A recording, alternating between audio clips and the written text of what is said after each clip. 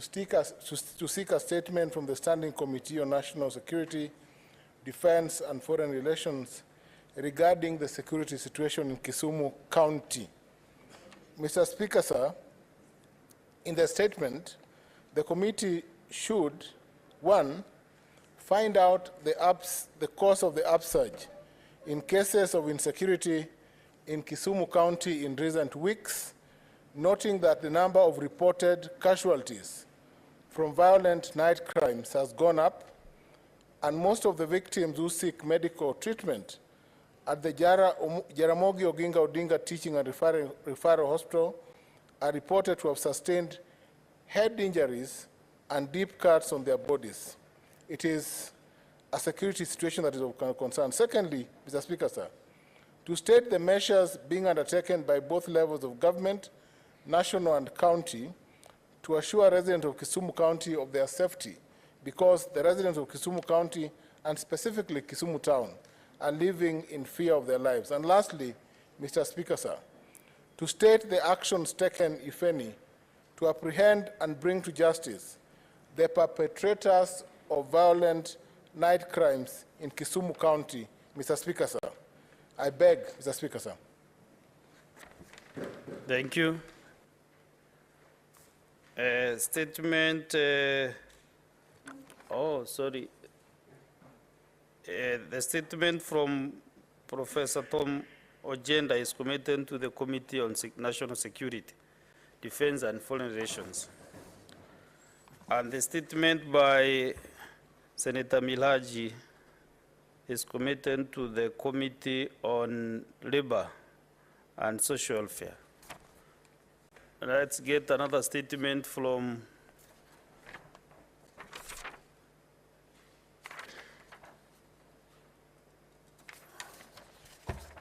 Senator Alexander Mudigi.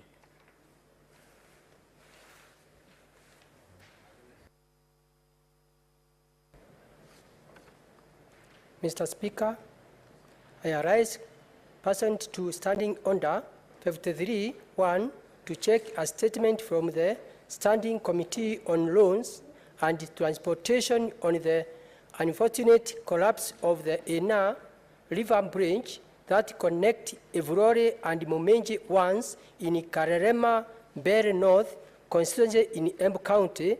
In the statement, the committee should, 1, state why it has taken the relevant government department too long to assess the safety of the Enam Bridge for use by both motor vehicles and members of the public end of its collapse. 2, explain whether the government has available resources as a matter of urgency to construct a bridge along the Ina River to serve the people of Evurore and Momenje once. 3, inform the Senate whether the ministry and other responsible government agencies have done an assessment of other branches in the county of Embu to ascertain whether they are fit for use. 4, state any measures the government has put in place to facilitate access to public schools, such as Kiwambiti Secondary School, St. Monica Secondary School, and Kirie Secondary School, as well as hospitals like Esiara Sub-County Hospital that have been rendered inaccessible by the collapse of Ena Bridge. And 5,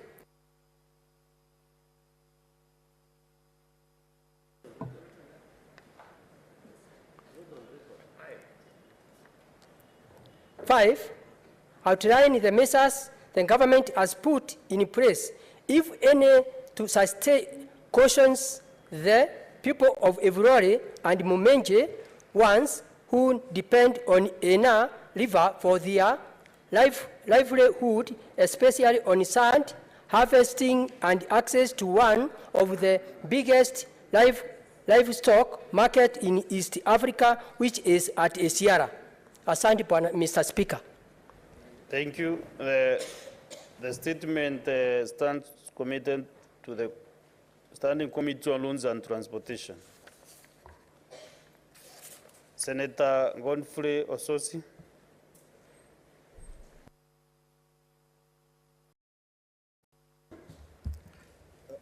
Mr. Speaker, sir, I rise pursuant to Standing Order 53-1 to seek a statement from the Standing Committee on Labor and Social Welfare on human resource audit process by the Vihiga County Public Service Board.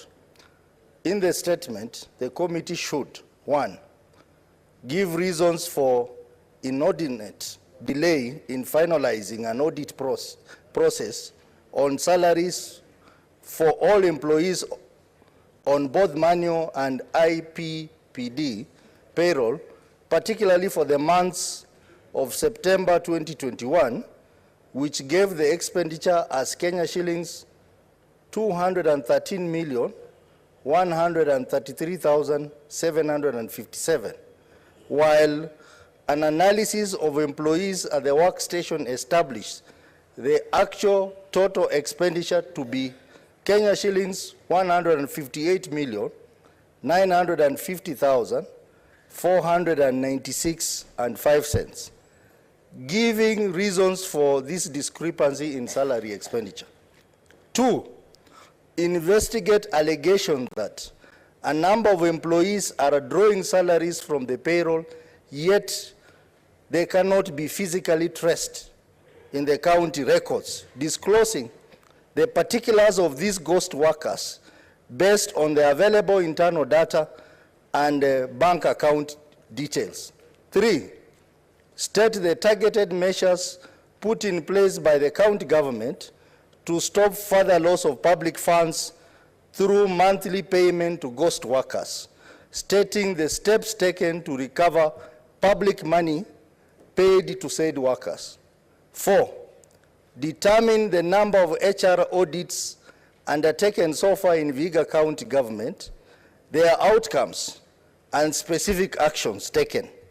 5, cause the Vihiga County Service Board to appear before the committee to shed light on the matters raised herein. And lastly, 6, undertake an audit of the human resource function in counties to ascertain optimization and prudence in the use of public funds, noting that majority of counties are spending beyond the capped 30% of the budget for remuneration. Thank you, Mr. Speaker. Senator Godfrey Ososi, Senator Vihiga County. Thank you, Senator Ososi. The statement is referred to the Committee on Labor and Social Welfare. Senator Kinyua, you have 2 statements. Use any order. Maybe you can do the first one on Standing Order 53-1. Thank you, Mr. Speaker. You said I start with which one? 53-1. Okay. Thank you, Mr. Speaker. Mr. Speaker, I rise pursuant to Standing Order 53-1 to seek a statement from the Standing Committee on Land, Environment and Natural Resources on the incessant human wildlife conflict in Laikipia County.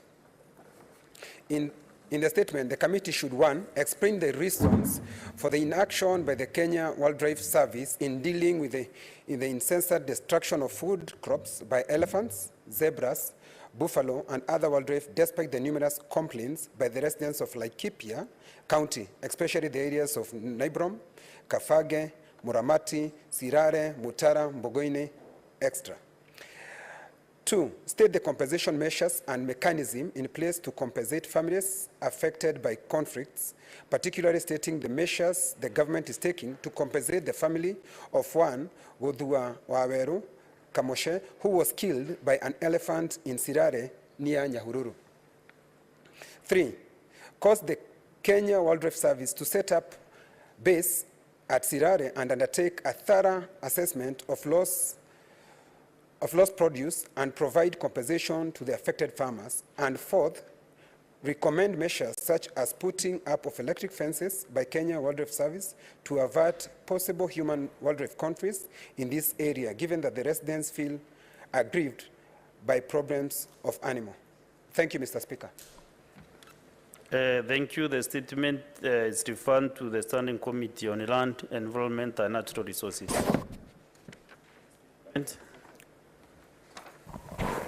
Can I proceed with the Yes, next yes, statement? please. 52-1. Thank you, Mr. Speaker. I raise pursuant to Standing Order 52-1 to make a statement on a matter of general topical concern, namely the plight of farmers whose crops are being destroyed by the ongoing illegal grazing in Laikipia County.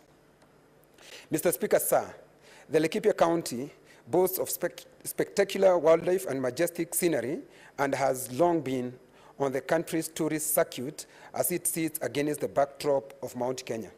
However, due to the debilitating drought situation currently prevailing in the country, pastoralists are illegally bringing tens of thousands of cattle to private and community lands in search of water and grazing lands, often bringing them into conflicts with the landowners and displacing wildlife.